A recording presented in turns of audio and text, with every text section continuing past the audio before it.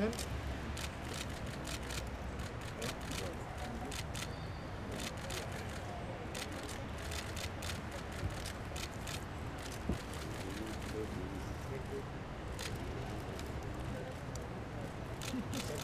Ken, please.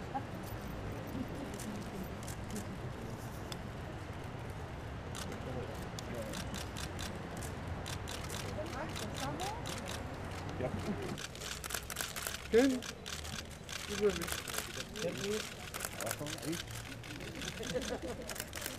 Good morning, everybody, and thank you for coming. It's a pleasure to be here in Madrid for me, and it's a pleasure to meet some of my Spanish readers. I'm very happy to have so many Spanish readers. I'm writing a trilogy called the Century Trilogy, and Winter of the World is the second book in the trilogy. The trilogy will tell the story of the 20th century, seen through the eyes of 5 families. This is a very ambitious idea, and I'm doing it because I believe that we book writers have to give people something that they can't get on television. Television drama is wonderful, and it's very easy to turn the TV on. And I want people to turn the TV off and read a book. And of course, I try to give them an exciting story with interesting characters, something that they'll enjoy. But as well as that, when they put the book down, I want them to feel that they've learned something.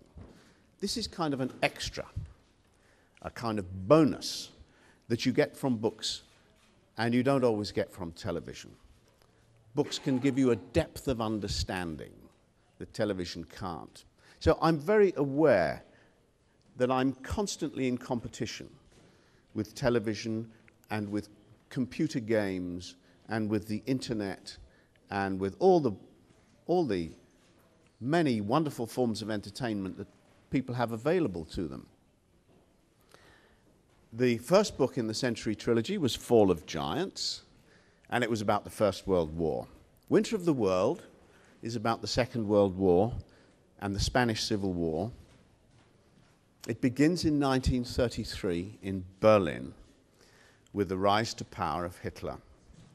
And it ends in 1949, which is the year when the Soviet Union exploded the first communist nuclear bomb.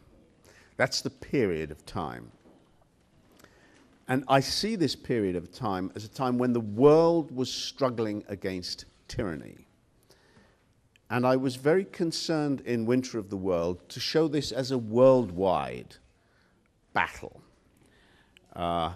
It was a battle against fascism. Fascism existed in most countries. And so I was keen to show not only what was happening in Germany and in France, but also the war in the Pacific, United States against Japan, and the struggle against fascism here in Spain during the Spanish Civil War, and also to remember that in my country, in Great Britain, there was also a very strong and popular fascist party, the British Union of Fascists.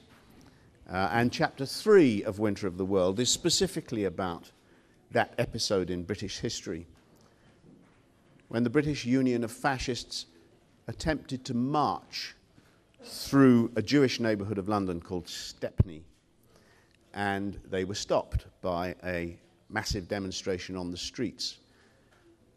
So I wanted to show that this conflict took place in every country in different forms.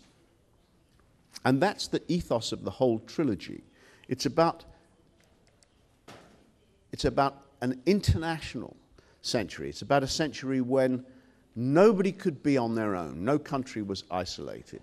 Everything that one country did affected other countries. This is complicated, and that's very attractive for a novelist. Novelists like to tell complicated stories. The characters in Winter of the World are the children of the characters in Fall of Giants. And in the third book, which I'm writing now, the principal characters will be the grandchildren. So the concept of the trilogy, 3 wars, First World War, Second World War, and the Cold War. 3 books and 3 generations of the families. The first generation, the children, and the grandchildren in the 3rd book.